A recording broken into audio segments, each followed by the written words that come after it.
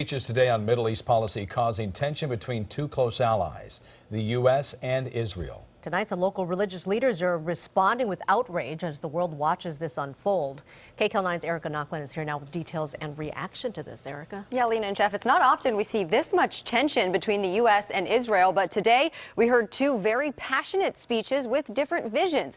One from Secretary of State John Kerry, the other from Israel's Prime Minister. And now a local Jewish human rights organization is taking a strong stance opposing Kerry's words.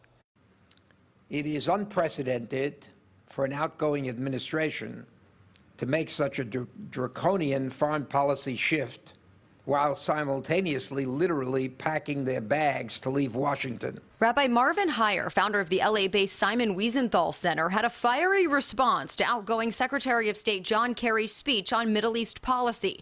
The center even named the UN Security Council resolution that Kerry defended in his speech as #1 in the top 10 worst global anti-Semitic and anti-Israel incidents of the year. Therefore, what you heard today is a one-sided presentation all about the settlements, total ignoring the reality. Secretary Kerry explained the United States' decision not to block the resolution, which condemns Israel for building settlements in the West Bank and East Jerusalem.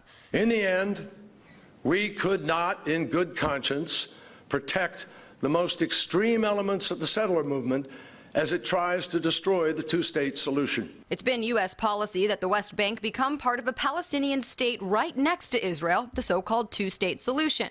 But Israeli Prime Minister Benjamin Netanyahu fired back. Israelis do not need to be lectured about the importance of peace by foreign leaders. Rabbi Heyer also argues Hamas has now created 3 states where Israel is in the middle. Get rid of Hamas, its terror tunnels, tens of thousands of rockets aimed at the Israeli heartland. Get rid of the genocidal hate brainwashing Palestinian children, and the world will see immediately a two-state solution rapidly become a reality. Secretary Kerry did condemn Palestinian violence in his speech, but Israeli officials say he didn't talk about that part enough. We want peace more than anyone, but we need a partner who's willing to live in peace with us and end the conflict once and for all. And instead of pressuring Israel and blaming Israel for the lack of peace, start telling the Palestinians you have to end this glorification of mass murderer.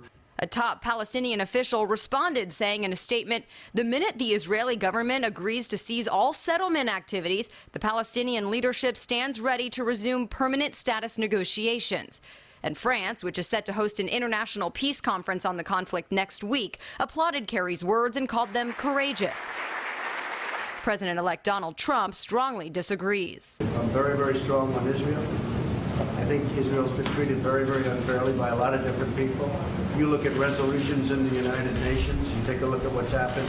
They're up for 20 reprimands, and other nations that are horrible places that treat people horribly haven't even been reprimanded.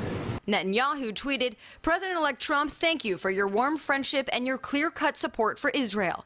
Rabbi Heyer also praised the next U.S. president. We are confident that the Trump team's approach to the Palestinian-Israeli conflict will reflect these inconvenient truths and will restore in tone and deeds the relationship behooving two great friends. And Rabbi Heyer says he will be one of 6 clergy to participate in President-elect Trump's inauguration next month. It's the first time in decades that any rabbi be included in that ceremony. Jeff and Lena?